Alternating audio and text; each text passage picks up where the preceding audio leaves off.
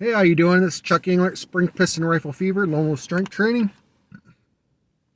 I'm out ice fishing on Lake Byron, north of Huron, about 15 miles, and today I'm plinking with my Gamo Hornet Maxim.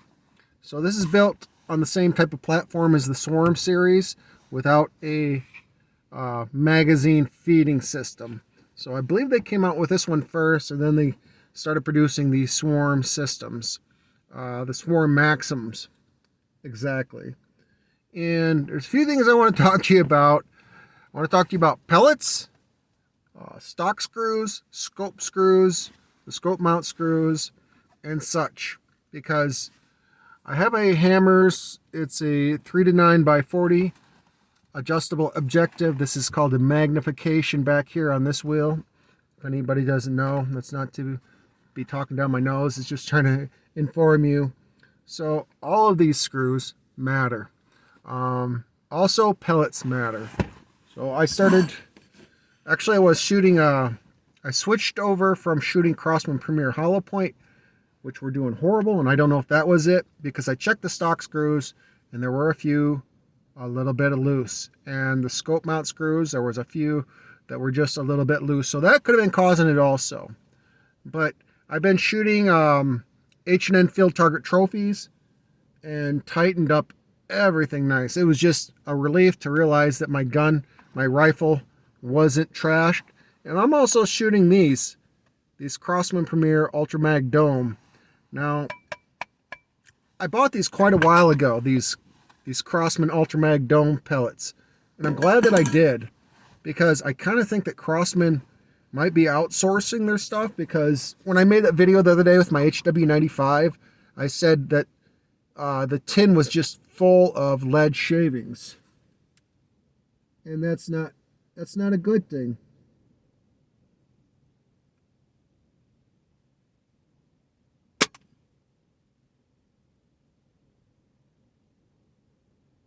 I don't know where that one went. So it was full of lead shavings, and it had the blue top tin instead of the red top tin. I don't know what the deal is with that. It made a difference. I did notice that this rifle was shooting all over the place. Actually, my HW95 that usually really likes those pellets, it was kind of shooting those all over the place also, even after I scoped it.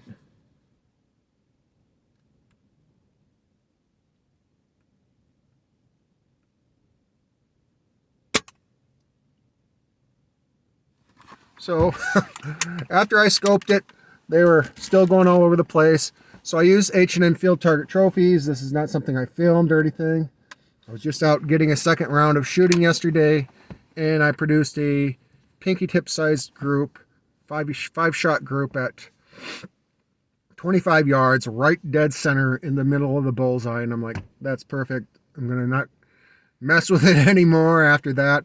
Also, it was a leaper scope. Let me take a shot here.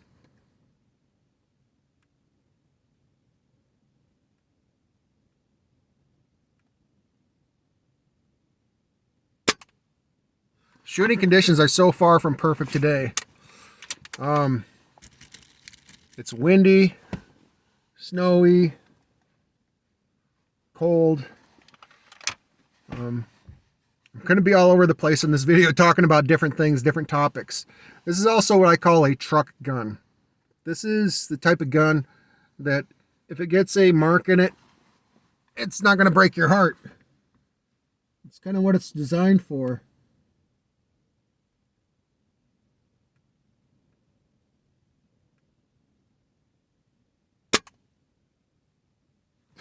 There goes my pasty. That's another problem without shooting out here, is in the cold weather condition, the pasty sticky targets don't stick. I'm getting a really nice shot group though, so I'm just going to aim right where the last hole was, and maybe we'll take a little walk down here on the ice and take a look at it.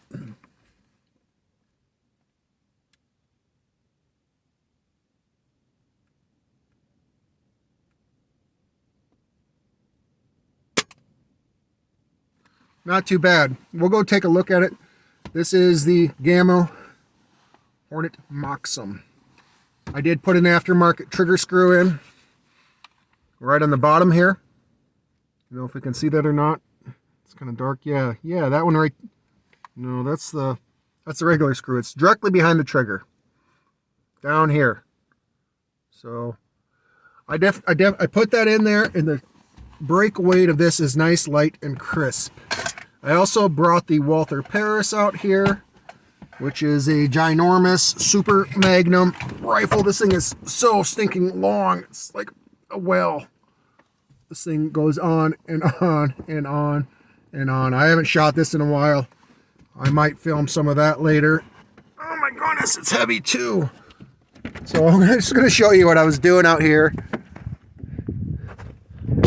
So here's the setup. Fishing with smelt down here, probably about 1.5 feet off the bottom. I have not fished Lake Byron for quite a while now, so I'm hoping I can pick up something. I had to get out of the house. I was going absolutely stir crazy. So here's a 5-shot group that I just did.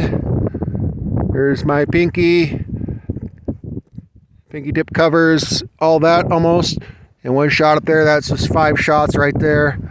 I was shooting here earlier and my pasty went off there. So I had 2 pasties. I had one there, gone. I had another pasty here earlier when I was getting sighted in, and that is gone also. So pretty nice out here. Pan this around, let you check it out. I haven't hunted out here this year, but this has been like a favorite area for me to walk.